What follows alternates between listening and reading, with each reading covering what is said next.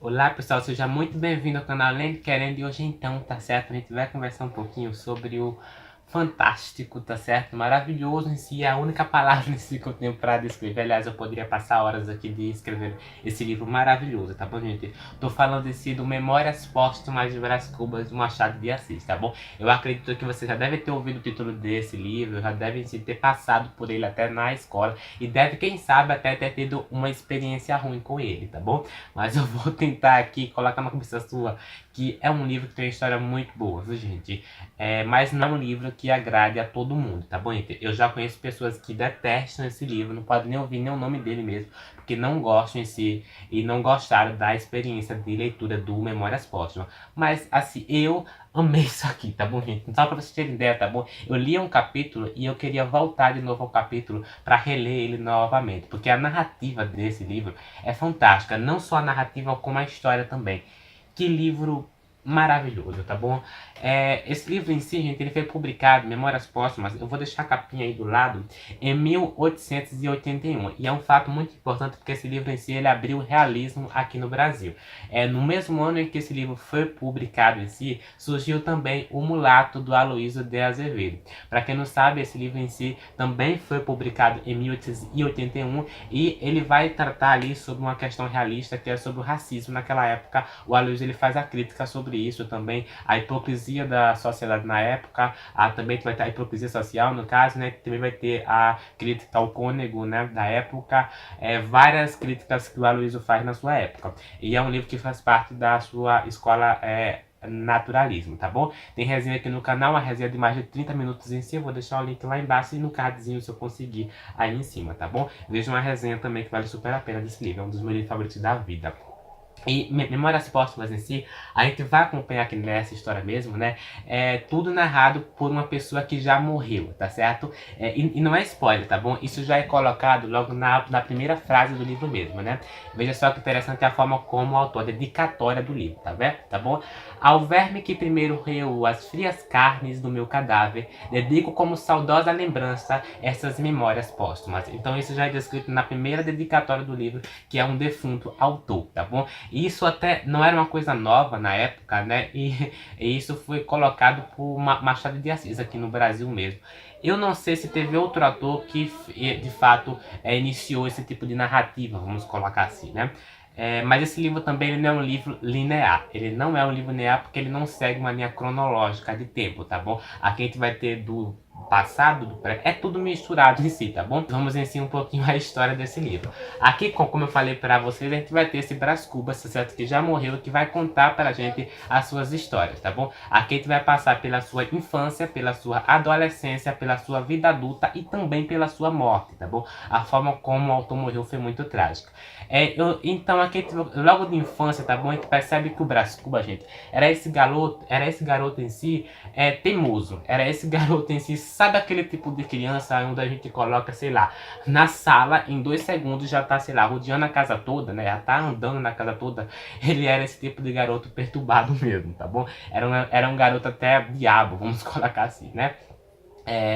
Então o Brás Cubas em si cresce e vai para a sua adolescência em si, e a gente acompanha a sua primeira paixão, tá bom? A sua primeira paixão, gente, foi por uma Marcela, tá bom? Que era uma prostituta, tá bom? Isso é descrito em algumas frases até um pouco engraçadas aqui no livro, né? Esse livro ele tem muita sátira também, tá bom? Então Marcela, tá bom? Era essa prostituta onde ele se apaixona em si e ele vai gastar todo o seu dinheiro, tá bom? Para namorar Marcela mesmo, não só para namorar ela, mas também para dar presente para ela. Chega um momento em si em que o seu dinheiro já acabou e ele vai roubar do pai, tá bom? Para realmente dar a Marcela. E o que acontece é que o pai realmente percebe que o dinheiro dele tá sumindo, já tá acabando. Vai levar até... Chega um momento em que o personagem até diz, né? Levou realmente a falência ou algo do tipo, é um momento engraçado. Então o personagem realmente, Brás Cubas, ele vai ser mandado pro exterior, tá bom? Para outro país em si, para estudar direito, ou é para outra cidade, me corrijam, se eu não estou lembrado. Então ele vai ser mandado em si para esse outro lugar para estudar direito, e ele vai receber a notícia que sua mãe morreu. Então ele volta novamente para o Rio de Janeiro, e aí que começa a coisa. A gente percebe, gente, que o Brás Cubas não mudou nada, continua a mesma índole de pessoa, tá bom? O Brás Cubas em si, ele vai ser, o pai em si vai querer que Brás Cubas ingresse em si na política, fazendo com que ele se case com a tal de Vigília, tá bom? Só que Vigília já é casado, então tudo isso vai de ladeira abaixo também. Só que o que acontece é que o nosso personagem em si, tá certo? O Brás Cubas, ele vai realmente, gente, ter esse adultério com essa Vigília mesmo, tá bom? Então, basicamente, quando ele se apaixona por Vigília mesmo, tá bom? E ele vai meio que cometer essas saídas aí rápido pra namorar com ela e tal, a sociedade mesmo vai perceber que tem algo de errado. É tão certo que vai vir até algumas cartas anônimas em si para o marido de Vigília, tá certo? E aí a coisa também não dá certo, porque esse relacionamento vai de ladeira abaixo também. Ele acaba esquecendo ali ela e prefere se ingressar, né, gente? Porque não ia dar certo aquilo de uma forma ou de outra. É a partir desse ponto em si que a gente percebe também que os relacionamentos de Brás Cubas mesmo, né, é tudo relacionamento que deu errado, gente, tá bom? Que é um fato até um pouco constrangedor. E depois desse relacionamento com Vigília mesmo, né, o Brás Cubas ele vai se apaixonar por outras duas pessoas, tá bom? A primeira em si dela, tá bom? Não as duas pessoas juntas, tá bom, gente? Duas pessoas separadas em si. A primeira mulher em si, gente, ela é manca. E aí o Brás Cubas realmente não vai querer namorar com ela por causa disso. Já a outra mulher, tá certo? Em que, se eu não me engano, a irmã arranja pra ele, ou algo do tipo, não tô lembrado agora. Mas de fato, de outra, essa mulher em si, ela morre, tá bom? Então, assim, gente, os relacionamentos do personagem Brás Cubas mesmo, né? É tudo relacionamento que não prestaram, não deram certo. Aqui também tu vai ter a personagem em si também, uma participação até em alguns momentos, né? Do Quincas Bordas, né? Então, sim, tá bom, gente? O Quincas Bordas, ele vai aparecer aqui também e ele vai realmente se enlouquecer aqui aos poucos. Só que, assim, o Quincas Bordas, ele vai aparecer um momento de roubar mesmo, né? Ele vai roubar o relógio ali do personagem Brás Cubas, né? Interessante isso, né? E ele vai ter também outra participação aqui na história, tá bom? E só pra não dar muito detalhe dos relacionamentos anteriores de Vigília, Marcela e tal, pra não estragar a experiência sua de leitura, tá bom? Porque eu só vou realmente dar ali uma resumida, uma resenha mesmo, rápida pra vocês, pra não estragar, tá bom? Contando esse sobre a morte do Brás Cubas, gente, é até um pouco estranho, até um pouco triste. Porque o personagem ele vai morrer do seguinte, tá bom? Chega mesmo esse momento em que ele vai querer criar, tá certo? Esse empraste Brás Cubas, né? No que consiste esse empraste Brás Cubas, tá certo? Ele vai realmente querer, tá bom? Que esse remédio, tá bom? Porque é um remédio, cure todas as doenças da face da terra, tá certo? Só que isso não vai dar certo, porque um dia ali de chuva mesmo, né? Parece que vai acontecer ali uma certa... esse frasco, se eu não me engano, ele vai cair, ou ele vai... Eu não sei se vai entrar algo do tipo, não sei ao certo. Ele vai realmente conseguir ali uma pneumonia, tá bom, gente? Ele vai cair de cama mesmo, ele vai ficar doente e ele vai morrer, tá bom? Só que a gente vai acompanhar logo no início do livro. Esse livro não tem uma narrativa linear, assim, para vocês, tá bom?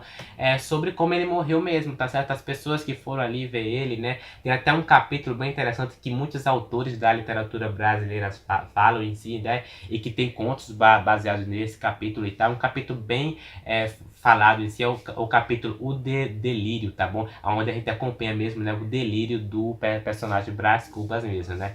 Então o personagem vai morrer e assim, gente, é um livro triste, né? Porque a minha visão sobre esse livro mesmo é que esse livro é um livro que é de buscas, entendeu? Pra mim é um livro em que o personagem Brás Cubas, ele vai tentar sempre buscar algo, entendeu? É meio que conquista ou até reconhecimento, eu não sei o certo, mas é um livro que, na minha opinião, é um livro de buscas. E só comentando em si sobre a questão narrativa do autor, tem uma narrativa bem interessante, é uma narrativa que te vicia de uma forma ou de outra, mas é uma narrativa difícil de ler em certos momentos. É tão certa essa questão de busca e de conquista em si, em que quando Brás Cubas mesmo morre, né, ele não é tão reconhecido assim, né? Ele é descrito como uma pessoa super reconhecido, como uma sátira ali engraçada, mas o enterro dele só vai, sei lá, 10, 11, 13 pessoas ali no enterro do personagem Brás Cubas. E aí vem então, gente, o final realmente do livro, tá certo? Eu vou ler realmente o último parágrafo do livro, que é bem interessante. Olha, este último capítulo é todo de negativas. Não alcancei a celebridade do empréstimo, que deu errado, né, no caso. Não fui ministro, não fui califa, não conheci o casamento. Verdade é que ao lado dessas faltas, coube-me a boa fortuna de não comprar o pão com o suor do meu rosto. O personagem Brás Cubas, tá bom, gente? Ele não é um personagem que trabalha, tá certo? Ele é um personagem sempre ali acomodado de uma forma ou de outra, na minha opinião. Ele é um personagem muito acomodado, tá bom? Olha, mas não padeci a morte de Dona Plácida, nem a semidecência de Quincas Bordas. Somadas umas coisas e outras, qualquer pessoa imaginará que não houve míngua nem sobra, e consequentemente que sai quit com a vida. E imaginará mal, porque ao chegar a este outro lado do mistério, achei-me com um pequeno saldo, que é a derradeira negativa deste capítulo de negativas. Não tive filhos, não transmiti a nenhuma criatura o legado da nossa miséria. Então realmente o personagem ele morre completamente, não vou dizer totalmente esquecido, né? Porque é isso, né? Mas enfim, é um livro maravilhoso, tá bom, gente? Muito, muito bem escrito e a história é muito legal. Esse livro também, tá bom? Só pra encerrar aqui, é um livro que ele dialoga com o leitor, tá bom? Aqui a gente vai ter vários momentos em si de explicação mesmo, tá bom? O personagem ele entra numa história ali, ele faz uma graça ou algo de uma sátira ou algo do tipo ali, e ele no próximo capítulo em si, ele vai explicar aquilo pra gente. Ele vai explicar ao leitor, ele vai querer que você dialogue com o autor, com o personagem mesmo. Isso é interessante, porque tem um capítulo aqui que comprova isso de uma forma fantástica. Olha que interessante, olha. Começo a arrepender-me deste livro. Não que ele me canse, eu não tenho o que fazer e realmente expedir alguns magros capítulos para esse mundo. Sempre é tarefa que lhe distrai um pouco da eternidade. Mas o livro é enfadonho, cheira a sepulcro, traz certa contração cadavérica, vício grave e aliás ínfimo, porque o maior defeito deste livro és tu, leitor.